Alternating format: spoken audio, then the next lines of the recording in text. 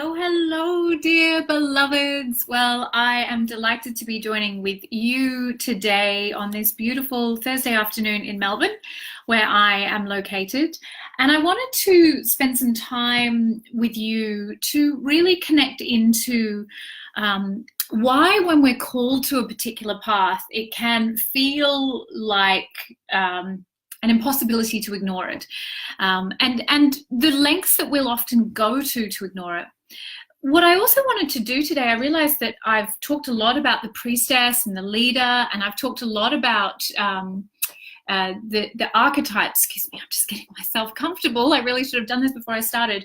I've talked a lot about the priestess, leader, and the mystic archetypes, which make up the I guess the pillars of the third level training, but I'd love to talk a little bit about what an intuitive guide is and how they work in the world. Is it a prescriptive thing? Is it one kind of thing, or is it many things? And I think the answer is the latter. So what I wanted to do is go into, first of all, talking a little bit about why it's best not to ignore our calling, or as I often say to my gorgeous priestesses, it's best not to say no to God, because it actually can be a catalyst for there needing to be an intensification or an escalation. So when we feel that calling, that sense of yearning to walk a particular path, even if it makes no sense, even if it's not logical in any way, and we reject that idea or we say no to it, we are shutting down that conversation between us and the universe. So we might do that because we're afraid of what we're being asked to do, or because we're not clear on it, or because it's inconvenient, or other things are happening in our life. But when that calling, that awakening calling comes, and there is this kind of real sense of, yes, this is your path, it doesn't make any sense, the timing couldn't be worse, but this is where you need to go. That's like the loving instruction from God or from infinite consciousness. And when we have the courage to follow it at that level, life tends to flow really beautifully. And that's sort of my mission, is to live in that state where I keep saying yes to God, to my intuition, to that instruction from the infinite, rather than waiting for the signs to escalate, well, rather than waiting for things to get bigger and more like a neon sign flashing in my face or falling on my life. So I want to avoid the escalation, because your path is divinely fated, and your path is the same as everybody's, which I hope is a relief and not a sense of, oh gosh, I thought I had some kind of special job here. Our task is to evolve. It's to awaken to the truth of what we are, and that is evolution. That is what we're here to do. But the way that we get to do it is in accordance with the exact medicine that we need to do it as quickly as possible. So what I mean by that, if I put that another way, we are all here to awaken, and it isn't meant to be difficult, and it isn't meant to take a long time, and it isn't meant to be the path of suffering. The reason we often awaken through suffering, however, is because we've said no to God so many times that God or infinite consciousness has to escalate up the game so that we get the message and we finally surrender the things that we've been attached to and think that are the true meaning of our life, or that if we change something, we're going to lose something we are attached to. It's we really wrap ourselves in knots. Our fear of loss is huge. This fear of losing. And the thing that's so hilarious about that is that it's like being afraid of losing something in a dream. You never had it in the first place. The dream is an illusion. You never wake up from a dream thinking, I should still have that car that I was driving, or I should have that partner I was married to, or I should have whatever it was in the dream. You wake up and you go, okay, that was a dream, and maybe there was some great symbolism in it for me to help me, but you don't yearn or miss the things that were in that dream. But we do that with our human life. Why do we do that? Well, probably because no one told us we're in a dream.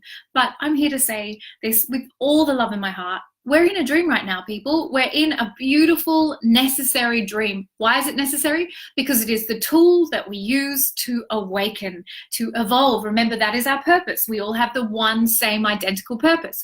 What we get to do, though, is go on that path to awakening in whatever way we choose. So the most joyful, easeful way will be the first invitation from God or from infinite consciousness. That will be the first thing that lands. And if we're happy to say yes straight away, then we'll tend to see that life flows. And you'll meet people like that, like, God, it's just like miracles rain down upon you all the time, and everything flows to you, and you seem to get good things all the time, and you've got luck on your side.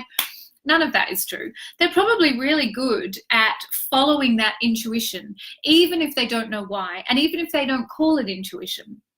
For us, for many of us, we will argue with God, we will wrestle with God, and we will wait until shit hits fan before we'll actually take the action. That's why we say that we evolve through suffering and that we're better spiritual people because we've suffered. Somehow that makes us better spiritual people. There's no credit for suffering with God, okay? We don't get extra spiritual credit for going through the suffering. We simply have gone through the suffering because we have been unwilling or unable to respond to that first call. When you get to the point where you have the freedom, for whatever reason, to start trusting and listening to your intuition, then please don't say no. Don't say no to God, because you are asking, on the one hand, for the most joyful life that you can possibly have, the most blessed life. And on the other hand, saying no to God, it's not going to work out for you. And so when you are called potentially to the path of the contemporary priestess, there's a very good chance that that is the path that you chose, divinely chose, before you even came into this body, to be on your most expedient path of awakening, to be on that rapid acceleration of your evolution. And to do it in a really joyful way is to say yes, and that to surrender to that, whatever that means for you. And it's different for every person who walks the path. And the priestess is the archetype I'm mentioning because, to me, she is the symbol of service in the world. And so many of the women that I meet are priestesses on the path of service. They may not call themselves that, but their purpose is to serve a greater good. And their vehicle for doing that is spirituality. So to me, the priestess represents that. The other part of what I wanted to share with you today is that, and I'd love to hear from you, if you have rejected God the first time and seen the consequences, that escalation happening, let me know, because I think when we share these stories, we can recognize that there was, God's hand in our lives, and that actually everything was working to our advantage. And even those escalations, especially those escalations, are God working overtime on our behalf. God is not in judgment of good or bad. There's no good or bad at that level. If you think of God as being like, a mathematical genius who's completely emotionally neutral, only putting together the algorithm that will create the most rapid acceleration, then we can review our life events with more compassion. And we can see how everything was working on our behalf, even when it felt like it was tearing us apart. So what is it to be an intuitive guide? Because, of course, that is actually what you qualify as when you do the third level. So the priestess, mystic, leader all make up the qualities or the archetypes of the intuitive guide. But who is she? What does she do? One of the things I love most about the third level program is that there is no one answer. Every single woman makes this training her own. And that's what makes it so different to so many of the prescriptive, modality-based programs that are like, this is the way to do it. You've got to do it this way when you go forward with it. And there's no other options with that. And instead, what we do with this program is we honor the woman, the wise woman, the medicine woman, the leader, the healer, the teacher that you already are. And from the moment you enter into that program, you are immersed in deep professional development. This is the primary focus of the training. In our unregulated industry, we rarely get the opportunity for ongoing PD. We do it in most other industries, but we don't do it in the spiritual industry. And I believe that's simply because there is no regulation. There's no regulatory body. There's no one saying this is best practice. And I want to say this is best practice. Going to do a weekend workshop and training as a healer, or committing to a 3-month program, or whatever you've done up to now, gives you some tools, but it doesn't immerse you in the gold standard professional development that's going to take you from being a good practitioner of whatever you do to a world-class practitioner. And we can always get better. No matter how powerful you are in your modality or with your intuition, you have only just scratched the surface. And what is possible for us is breathtaking. So the intuitive guide is training from the very beginning to get better from whatever level they're at. And every woman who comes into the program is walking her own path.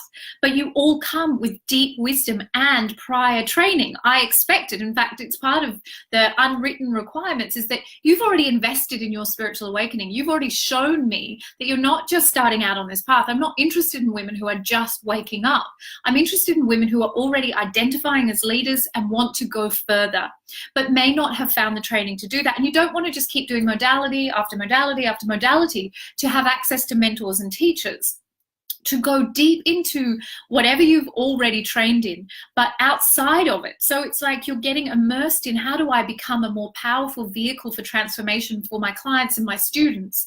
And yes, you do learn the method, but the method is made up of 9 domains, and each domain stands alone. So by the time you get to the end of the training, not only do you have an incredible energetic evaluation tool, which is the method, which cuts through all of the bullshit and allows you to see exactly what's going on for your client with laser-like precision. You also have 9 separate domains, which now include, which I'm so excited to announce, for the first time ever, you can qualify as an intuitive EFT practitioner inside of the 3rd level training. And this has been put together by my teacher, Angelique Adams, who is a stunningly talented EFT practitioner who has created a way of working with EFT specifically for intuitive guides. And that's all part of the toolkit. So then you bring in all of the tools and the training and the resources that you have had up to now in your life, and you bring it together with everything that I offer you as part of the whole year training, as well as the deep personal and spiritual development that you do. And it's an accelerated awakening, but it's also an acceleration in your capacity to be the cause of miracles in the life of the people that you serve, because you have committed to going deep into these archetypes of the priestess, mystic, and leader, as well as up-leveling all of your tools. And to me, there's nothing like that. Everything that is available out there is like, this is the way I do it. You're training in this particular way of working. You have to follow that protocol. You don't mix it with other things. And it's not designed to build on each other. It's like Lego. Whereas the 3rd level is saying, I recognize you, I see you, you walk this path, you've done many, many things. I honor all of your training, and they give you credit towards coming into this program so that you can then build on what you've done already, but you're going to get better. And it's inevitable that you will, because for a year, you're going deep into your own awakening. So it's impossible for you not to be more powerful in service to the greater good by the time you come out at the other end of this. It's a pressure cooker. And it's a pressure cooker in the best possible way, because we're not actually in an age where you want things to go slowly. Your awakening is accelerated in this very safe container where you can break through, or, crack open to yourself as God or goddess consciousness in such a powerful way. I really, really do love it. So the intuitive guide then, how does she show up in the world? Well, any way she wants to. She has so many tools, and the women who have come through the training have combined their prior knowledge with this training and brought together and created completely unique ways of working with these tools to serve people. Amy Tal of Temple of She combines it with her yoni massage, and now she is launching her yoni massage practitioner training, which is incredibly exciting. Gem Adair, the potentialist, creates incredible sacred markings that you can have on your body, as I do, but you go on the journey of the intuitive guidance with her before you get to have this. You've got to go through the process of meeting and releasing your fear. And all of the women who are working with the training are fear hunters. They will help you identify that fear sitting in your subtle anatomy, preventing you from living the full expression of your life. Mitlay Southey is combining her tools with her circle training, and she does that globally now, and is a world leader in that craft of bringing together this kind of work and the circle work, and it's breathtaking to watch. And there's so many more examples. Christy Jameson does this work as an intuitive designer and brings together her graphic design training with working with these tools, so that you actually go on that journey once again of meeting and releasing fear before she'll create any kind of branding for you. It's absolutely, for me, this is my contribution to an unregulated industry, to change the nature of our industry, to create a gold standard by which all others can be measured, so that if you see a woman that's been trained in the Institute, that she has a level of expertise and skill that I have personally signed off on, and that this isn't just pumping out more people into the world who never have to be accountable. We keep that accountability going. You can join the alumni after you graduate, and you continue to invest in your own PD and continue to get better and really apprentice for a time until you are ready to emerge and claim your place as a leader. And that, that is a process that I am deeply in reverence of, because I believe it's lacking in our industry. So that's what I wanted to share with you today. Thank you for those who've joined me live. It's not I'm not giving you all the behind the scenes and giving you readings and evaluations and all of that today. I guess I really just wanted to share more of what it is to be an intuitive guide, because it can feel like when you're looking at it from the outside that you don't necessarily get that understanding. And of course, many, many women have said to me they've joined the third level because they've followed that deep intuitive knowing beyond all logic, beyond all reason. And I'm so excited that that is you already demonstrating your leadership, demonstrating your commitment to place your priestess, your mystic, your intuitive at the center of your life. But when you get here, I want you to know that you are receiving world-class training, and we are changing the game. And I cannot do that alone. I am doing that by surrounding myself with women who are committed to going deeper and vaster and accessing their power to serve in bigger and bigger ways. All right, dear beloveds, I'm off to the I'm Spiritually Fierce group at 3:30. I'll be announcing the prize winners. We've been running the Archetype Challenge, which is so exciting. It's all wrapping up now, and I have 33 women on my list. I'm going to use the random number generator to see what prizes they'll receive. So that live will be happening, I don't know what the time is, in about 15 minutes in the I'm Spiritually Fierce group. So please join me. Bye.